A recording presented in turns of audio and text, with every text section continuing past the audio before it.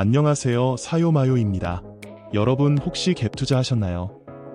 혹은 갭 투자하실 예정이신가요? 그렇다면 오늘 영상 꼭 끝까지 시청하세요.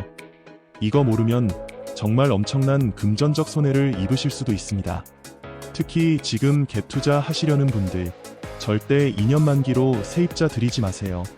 그리고 새낀 매물 절대로 사시면 안 됩니다. 왜 그런지는 지금부터 제가 천천히 설명해 드릴 거예요. 이 길지도 않은 내용을 아느냐 모르느냐에 따라 향후 몇 억이 왔다 갔다 할 수 있습니다. 꼭 끝까지 따라오세요. 계속해서 무료 세무상담 진행하고 있습니다. 화면에 나오는 네이버 카페로 접속하셔서 가입하시고 무료 상담 게시판에 골치 아픈 문제들을 공유해주세요. 최근에 일명 잠3대청, 잠실, 삼성, 대치, 청담, 이 지역이 토지거래 허가구역에서 해제됐습니다. 이제 이 잠3대청 지역의 아파트 거래를 완전 풀어줬다는 거예요. 그 말은 뭐예요? 투자자들이 이 지역에 진입하기 시작한다는 말입니다. 일명 갭 투자, 실거주 하지 않으면서 전세나 월세를 놓고 투자만 하는 게 가능해졌다는 말입니다. 이렇게 잠3대청의 규제가 풀리니까 이 지역 아파트 호가들이 들썩이고 있습니다. 여기뿐만 아니라 마포, 성동, 그리고 다른 중 하급지까지 온기가 조금씩 퍼지고 있어요. 급매물 위주로 그동안 눌려있던 가격의 매물이 소화되면서 서서히 거래가 살아나고 있습니다. 그러면 내 집 마련을 고민했던 분들은 불안해지기 시작하죠. 지금 빨리 사야 하나? 이런 생각이 들면서 불안한 마음, 초조한 마음으로 시장을 바라보시는 분들이 많을 것 같습니다. 우리가 집을 살 때 기본적으로 내가 살 집을 산다고 생각하시는 분들이 많은데요. 남이 살 집을 사는 경우도 굉장히 많아요. 예를 들어 지방에 계신 분들이나 해외에 계신 분들, 아니면 내가 이미 집이 있는데 한 채 더 사려는 분들, 다주택자분들, 이런 분들은 갭 투자를 하게 된다는 거죠.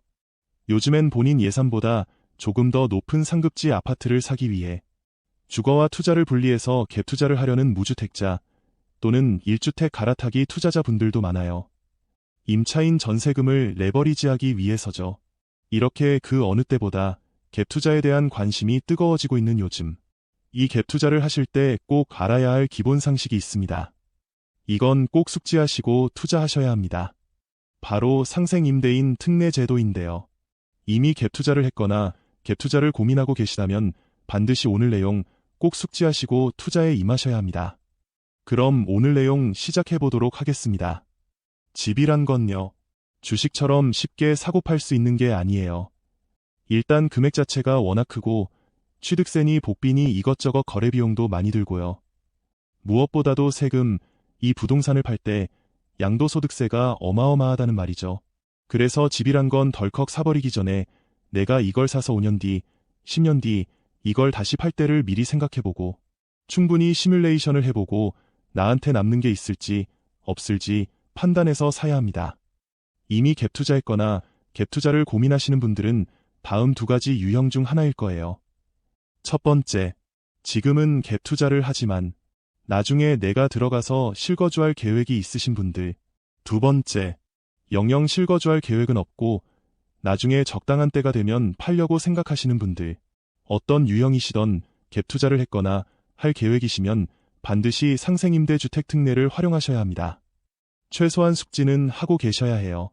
소득세법 제89조 및 소득세법 시행령 154조에 따르면 1세대가 양도일 현재 국내에 1주택을 보유하고 있는 경우로서 해당 주택의 보유기간이 2년 이상인 것, 그리고 그 주택이 조정대상 지역에 있는 주택이면 거주기간이 2년 이상인 주택을 양도하는 경우에 한하여 12억까지 1세대 1주택 비과세를 적용받을 수 있습니다.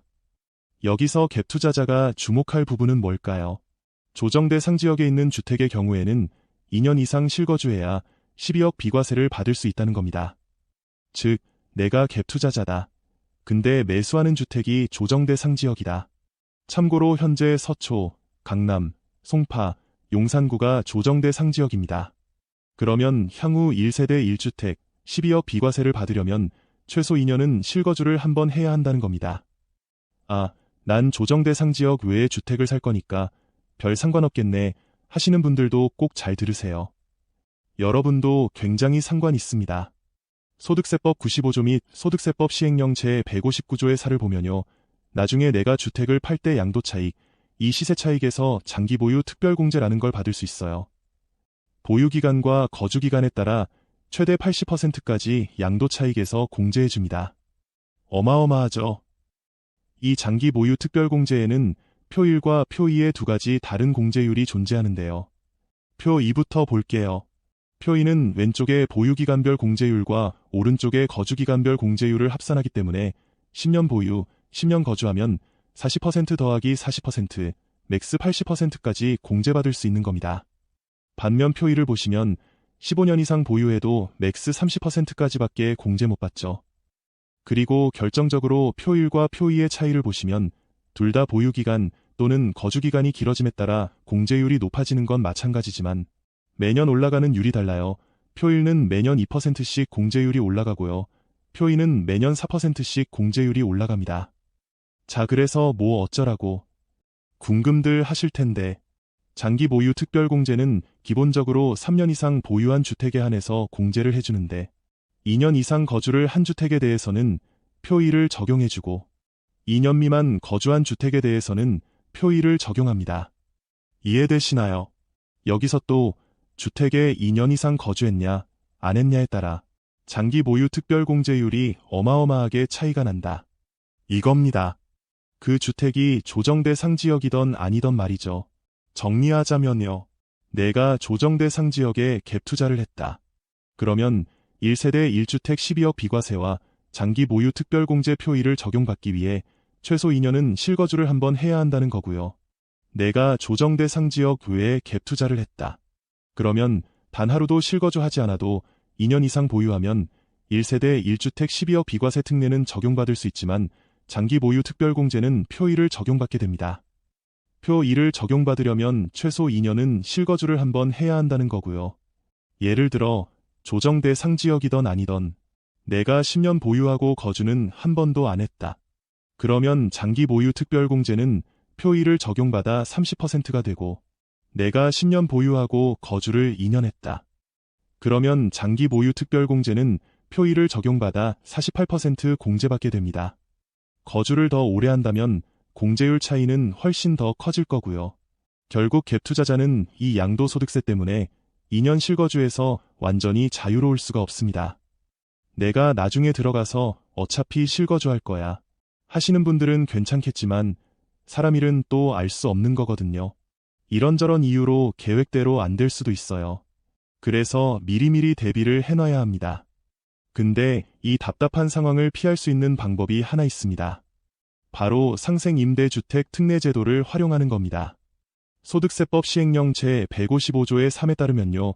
여기 어렵게 써 있는데 쉽게 말씀드릴게요.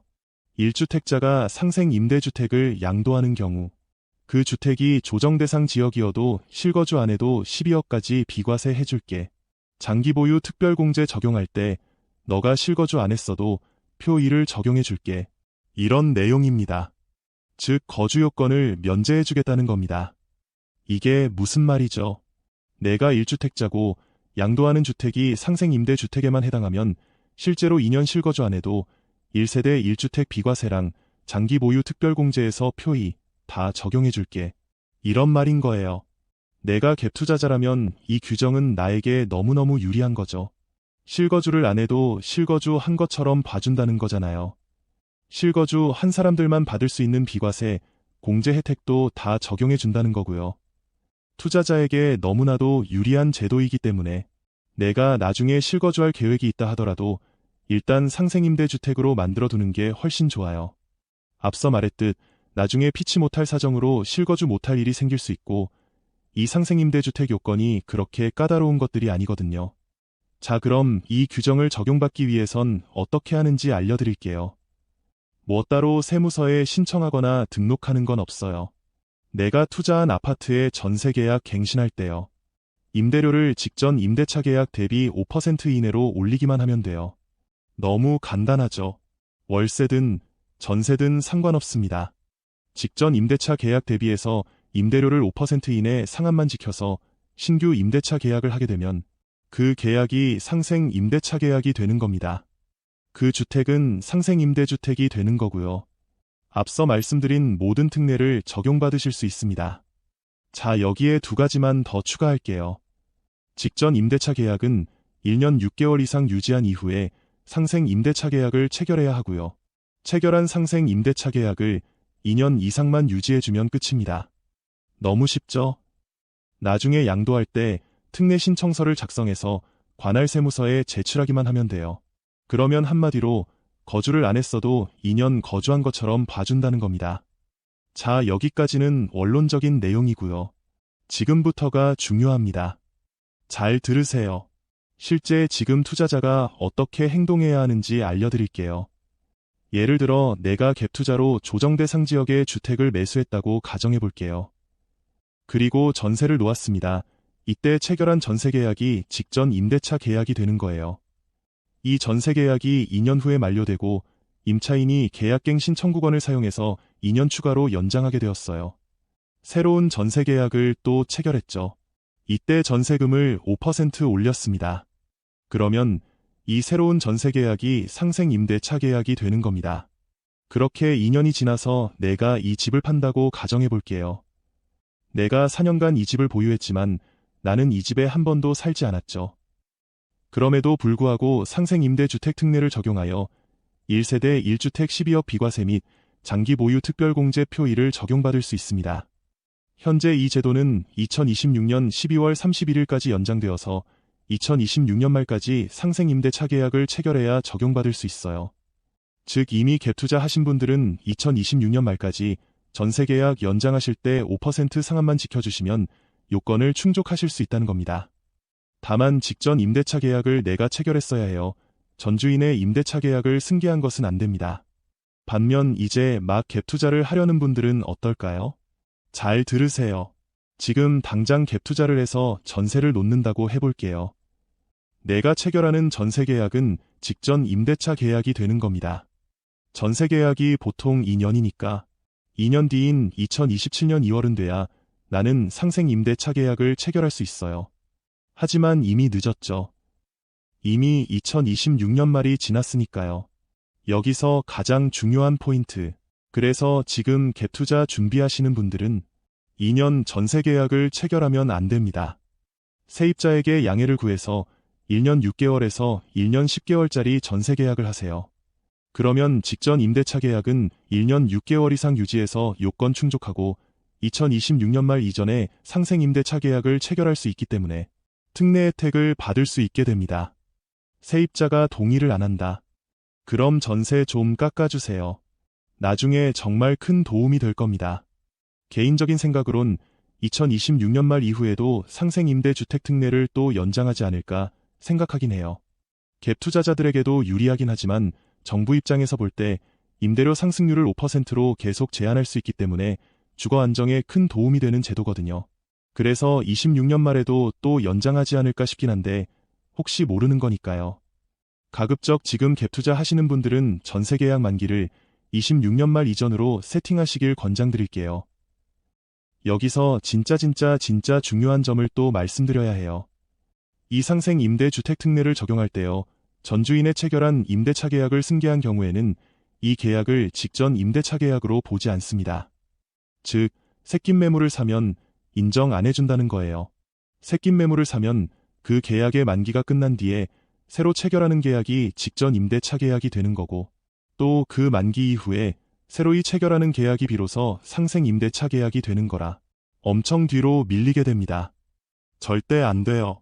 따라서 아직 투자를 안 하신 분들 중 이 제도를 이용하시려는 분들은 반드시 꼭 입주매물로 투자하셔야 해요. 입주매물로 사서 세를 새로 맞춰야 합니다.